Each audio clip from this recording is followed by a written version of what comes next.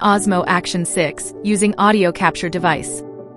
The camera has built-in microphones and supports external audio capture devices.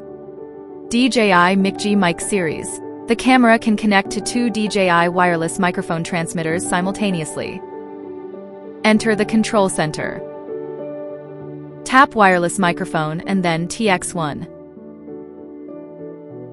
Follow the instruction on the screen to link.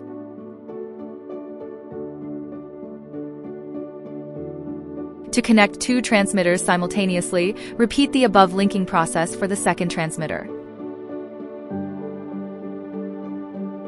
Once the transmitter is linked to the camera will show the wireless microphone parameter settings automatically. You can adjust the audio parameters of the transmitter, such as the monitor volume. And the current volume level will be shown in the live view of the camera. Additionally, you can press the linking button to start or stop recording, with the audio being captured by the transmitter. Wireless earbuds.